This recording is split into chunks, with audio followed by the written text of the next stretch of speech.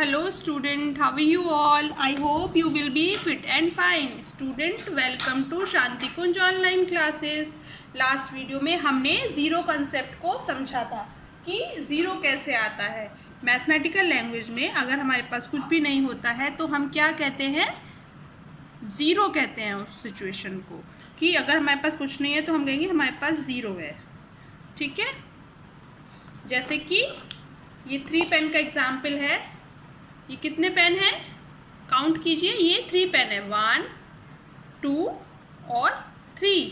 इसमें से जब हमने एक पेन हटा लिया तो अब कितने पेन बचे?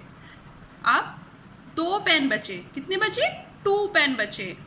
ठीक है, अब इसमें से भी एक पेन को हटा दिया. अब कितने पेन बचे बुक के ऊपर? अब ओनली 1 पेन लेफ्ट. ठीक है, एक पेन बचा है. और अगर ये पेन को भी हटा लिया जाए तो अब बुक के ऊपर कितने पेन हैं? कितने पेन है? एक भी तो नहीं है ना. तो हम क्या कहेंगे? बुक के ऊपर 0 पेन है. ठीक है, अब हमें पढ़ना है नंबर्स 10 to 20. 10 के बाद वाले नंबर. 10 तक तो हमने समझ लिए हैं कि कैसे बनते हैं, कैसे लिखे जाते हैं और किसके बाद क्या आता है. अब हम 10 से आगे की पढ़ाई करेंगे. ठीक है, इनको हम 2 डिजिट्स नंबर कहते हैं. अब 2 डिजिट्स नंबर क्यों कहते हैं? क्योंकि जैसे कि 10 है तो 10 में कितने डिजिट्स हैं? 1 2. ठीक है, 2. और इससे पहले के कितने, उसमें कितने डिजिट्स आते थे? 1. देखो 0 कितना है? 1 डिजिट है. ठीक है, 1 में कितना है? 1 है. 2 में कितना है? ये भी एक ही है, एक संख्या है. ठीक है, और जब ये 12 हो जाएगी तो कितनी संख्या हो जाएंगी? 2 हो जाएंगी. 1 और 1 2. तो इसलिए इसको कहते हैं 2 डिजिट्स नंबर.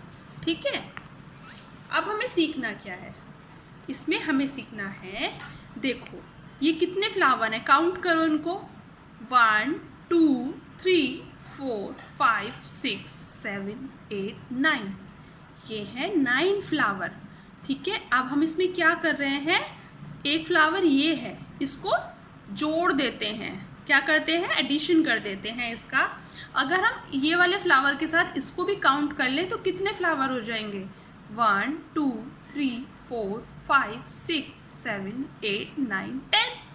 वाओ, यानी कि 9 में अगर हम 1 प्लस कर दें तो कितना आ रहा है?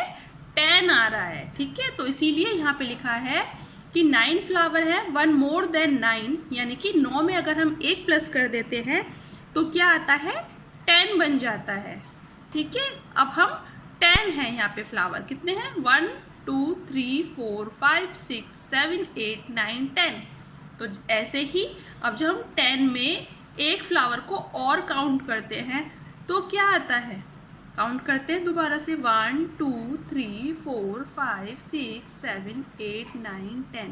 और 10 के बाद एक और काउंट करने के लिए हमें क्या करना पड़ेगा? 10 11. इसको क्या कहेंगे? 11. जब हम 10 में 1 प्लस करेंगे तो ये बन जाएगा 11.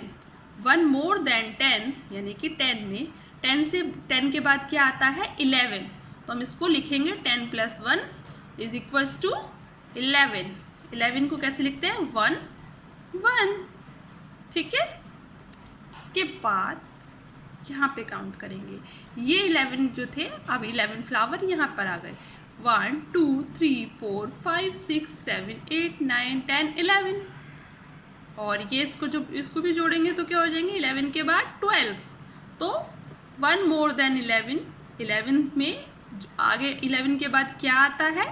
12 आता है. ठीक है, तो कैसे लिखेंगे? 11 + 1 = 12. 12 की स्पेलिंग क्या होती है? TWELVE.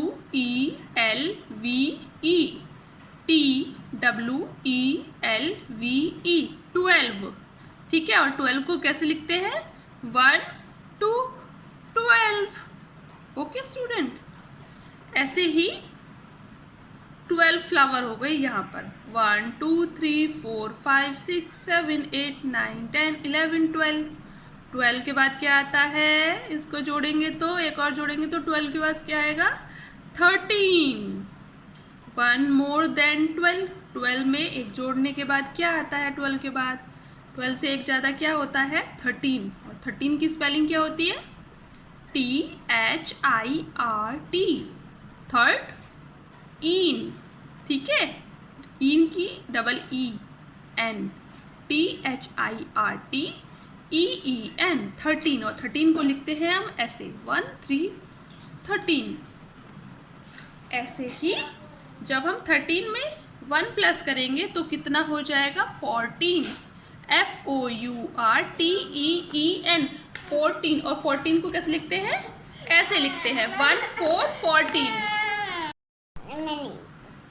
सो स्टूडेंट, आज हम बस 14 तक ही पढ़ेंगे। आपको ये स्पेलिंग्स याद करनी है, जैसे कि 10 की स्पेलिंग ये होती है TEN, तो ऐसे ही आप 10 11 12 13 14 तक अपनी कॉपी में लिखेंगे इनकी स्पेलिंग्स, ठीक है। और उसके आगे नंबर्स भी लिखोगे, जैसे 10 को डिजिट्स में कितने कैसे लिखते हैं 1 0 10, 1 1 11, 1 2 12, ठीक है। ऐसे करके आप पहले ये लिखोगे, फिर इसके सामने ये लिखोगे। ये आपका होमवर्क है।